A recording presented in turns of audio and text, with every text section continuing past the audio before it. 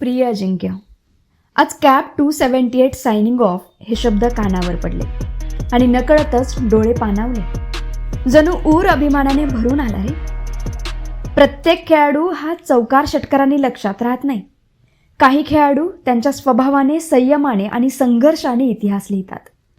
आणि त्याच स्वर्णाक्षरातलं एक नाव म्हणजे आमच्या अहिल्यानगर जिल्ह्याचा अभिमान अजिंक्य मधुकर रहाणे.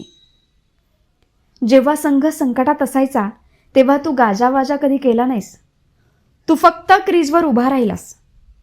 जेव्हा जगाला सुपरस्टार हवा होता तेव्हा भारताला एक खरा विश्वासू योद्धा तुझ्या रूपात मिळाला. मेलबर्नची ती सकाळ अजूनही आठवते.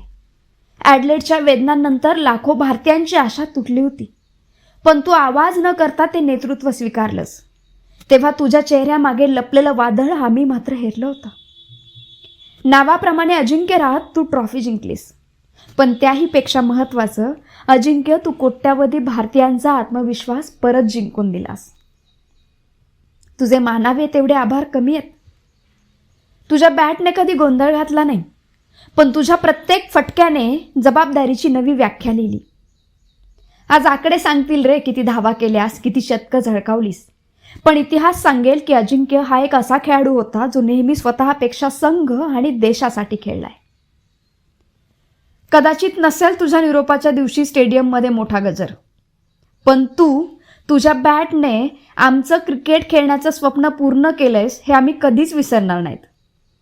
तुला खेळताना बघत आम्ही मोठे झालोय आणि म्हणूनच आमच्यासारख्या लाखो चाहत्यांच्या मनातून आज एकच आवाज येतोय रे की तू खेळाडू म्हणून निवृत्त झाला आहेस, पण आमचा आदर्श म्हणून तू कधीच निवृत्त होणार नाहीस. धन्यवाद अजिंक्य. आम्हाला हे शिकवल्याबद्दल की शांत राहूनही जग जिंकता येतं, नम्र राहूनही महान होता येतं आणि प्रसिद्धीच्या झगमगाटाशिवायही अमर होता येतं, अजिंक्य राहता येतं. तुझी इनिंग संपली असेल रे, पण प्रत्येक तरुण क्रिकेटपटूच्या बॅटमध्ये, प्रत्येक भारतीयाच्या अभिमानात आणि क्रिकेटच्या इतिहासात अजिंक्य मधुकर रहाणे हे नाव कायम जिवंत राहील. दैनिक जनता आवाज परिवारातर्फे तुला सलाम. होय अजिंक्य, तू आमच्या अहिल्यानगरचा अभिमान आहेस. तुम्ही मला कधी परकं मानलं नाही. Thank you for your love, your faith and your support. Cap number 278 signing off.